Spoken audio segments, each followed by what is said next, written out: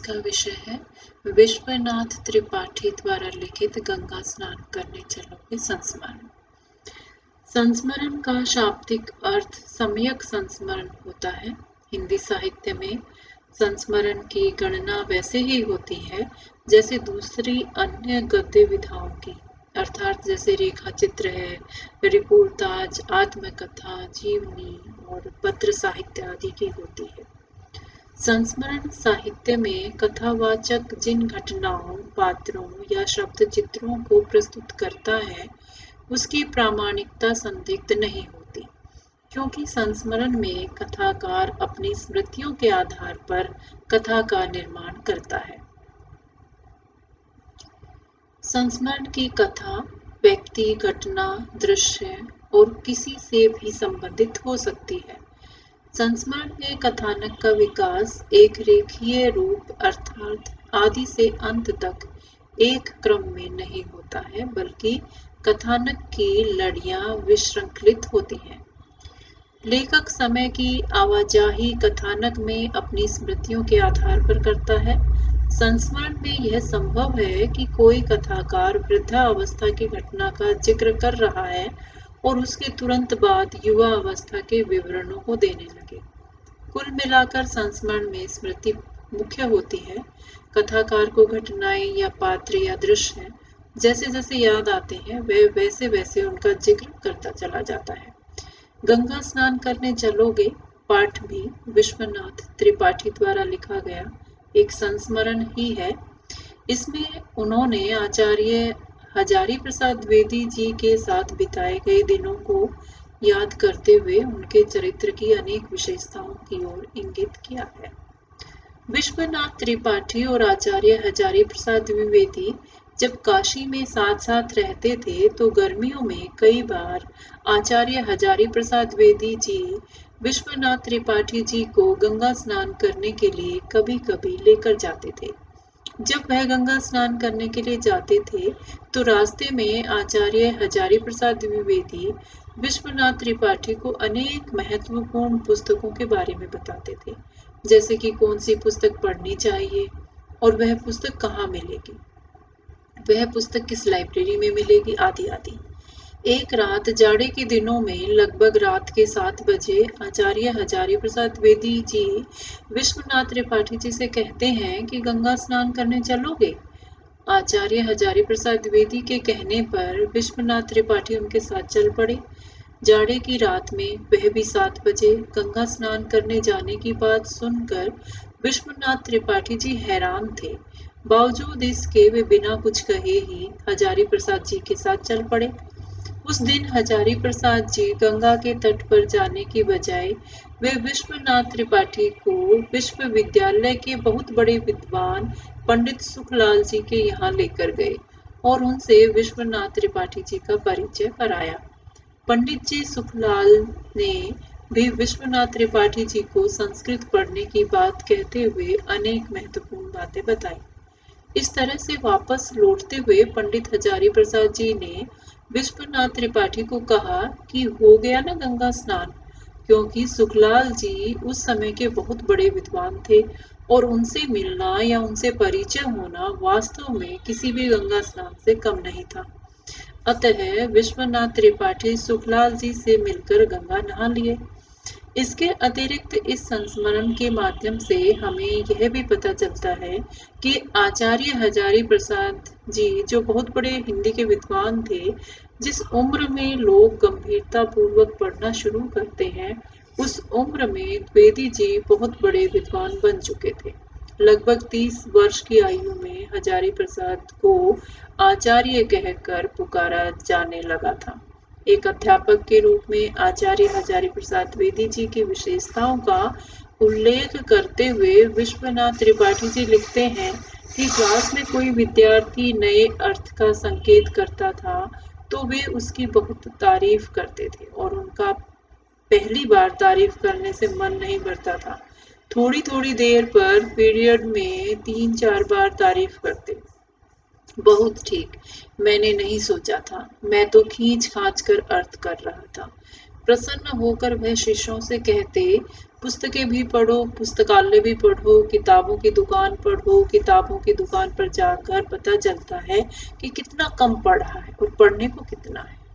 आचार्य हजारी प्रसाद द्विवेदी हिंदी विद्वानों के लिए संस्कृत और अंग्रेजी भाषाओं का आना भी जरूरी मानते थे। आचार्य जी विद्वान होने से ज्यादा अच्छा मनुष्य बनना ज्यादा अच्छा मानते थे।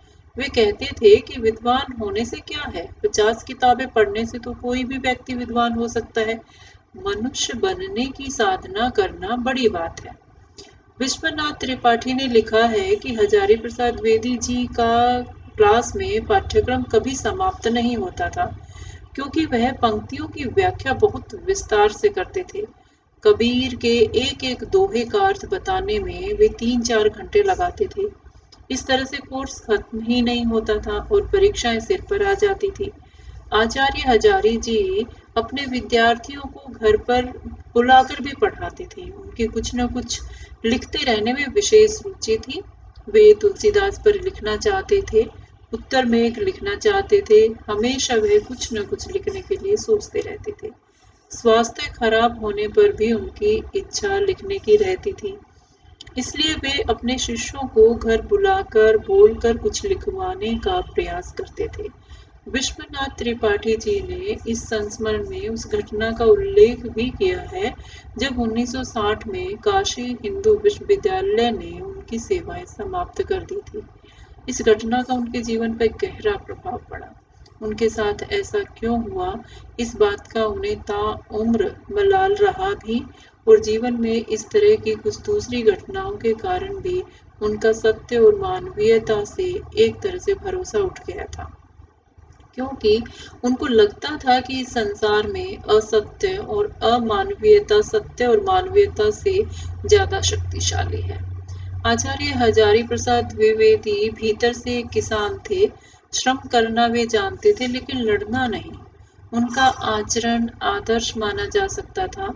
3 बातों से वे हमेशा नाराज हो जाते थे। एक, अगर कोई व्यक्ति किसी महिला के चरित्र की निंदा करता था जब, या फिर दोपहर के भोजन के बाद सोते में उन्हें जगा दे, या फिर रविंद्रनाथ ठाकुर, मदन मोहन मालवीय, गांधी जी और और जवाहरलाल नेहरू के बारे में कोई हल्की बात करे, और हल्की बात करने पर आचार्य हजारी प्रसाद द्विवेदी जी नाराज हो जाते थे। आचार्य हजारी प्रसाद द्विवेदी कालिदास से बड़ा किसी अन्य कवि को नहीं मानते थे। भवभूति आधुनिक साहित्यकार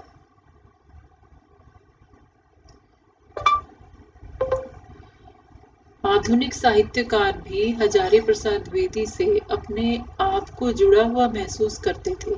इसलिए उनकी शव यात्रा में आधुनिक साहित्यकारों की संख्या पुराने साहित्यकारों से भी ज्यादा थी। वे नई पीढ़ी का सम्मान करते थे। उनका मानना था कि काल की वस्तुगत सत्ता नहीं होती, वह केवल बोझ या मनोविकार है। काल घटनाओं से झलकता है, वह केवल घटनाओं को नापने का बोध माध्यम मात्र है। इसलिए यह महत्वपूर्ण नहीं है कि कोई घटना कब घटी, किसी व्यक्ति की उम्र क्या है, वह बूढ़ा है या किशोर। सबसे ज्यादा महत्वपूर्ण उसकी सोच या उसका दृष्टिकोण होता है। नयापन आधुनिकता का पर्याय नहीं है। नया पुरातन पंथी भी हो सकता है। प्राचीन साहित्य को भी आधुनिक दृष्टि से देखा जा सकता है। इसलिए आचार्य हजारी प्रसाद द्विवेदी को आधुनिक साहित्यकार भी बहुत सम्मान देते थे। आचार्य हजारी प्रसाद द्विवेदी जी किसी को दुख नहीं पहुंचाना चाहते थे, अनुचित के प्रति विरोध करना जानते थे, लेकिन संघर्ष करना उनके वश में नहीं था। वे प्रत्येक व्यक्ति में गुण देख लेते थे और मनुष्य के गुणों का बखान करते थे। उनका मानना था कि तारीफ कर देने से क्या बिगड़ जाता है, मनुष्य कोई रचना थोड़ा ना है कि उसकी समीक्षा की जाए। विश्वनाथ त्रिपाठी ने हजारी प्रसाद द्विवेदी जी द्वारा लिखी एक हस्तलिखित नोटबुक का भी जिक्र किया है। उस नोटबुक के कवर पर हजारी प्रसाद जी ने हनुमान जी का चित्र बनाया था और उन्होंने एक काव्य पत्र भी लिखा था, जो उस समय के प्रसिद्ध साहित्यकार अज्ञेय जी को भेजा था। उन्होंने इसमें लिखा था कि क्या हो गया, बड़े बड़े कवियों की कविताओं से क्या दमन, शोषण, अन्याय कुछ भी रुक पाया? अर्थात नहीं रुक पाया। इसलिए द्विवेदी जी के मन में सत्य के प्रति अविश्वास पैदा हुआ और उनमें असुरक्षा की भावना बढ़ गई। काशी हिंदू विश्वविद्यालय का पद छोड़ने से पहले और बाद के हजारी प्रसाद जी के मनोबल में बहुत अंतर आ गया था, क्योंकि उन्होंने भारतीय व्यवस्था के दो मुंहेपन को देखा था, जिसको वह कभी भुला नहीं पाए।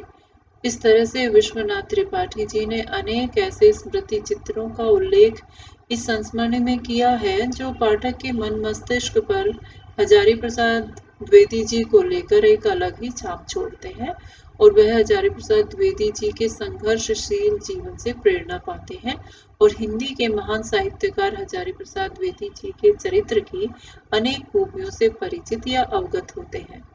गंगा स्नान करने चलोगे नामक संस्मरण खड़ी बोली में लिखा गया है। इसकी भाषा सरल है। विषय के अनुसार भाषा और वाक्य संरचना का चयन किया गया है। शब्दों का प्रयोग भी स्वाभाविक है। ट्रेन, पीरियड, गाड़ी, क्लास आदि अंग्रेजी शब्दों के साथ साथ तत्सम, तद्भव, देशज शब्दों का भी प्रयोग इस संस्मरण में हुआ है। साहित्यिक भाषा का पुट इस संस्मरण के महत्व को और भी बढ़ा देता है। भाषा में कहीं भी कोई बनावटीपन नजर नहीं आता। कुल मिलाकर यह संस्मरण पाठक को भाव विभोर कर देता है। धन्यवाद।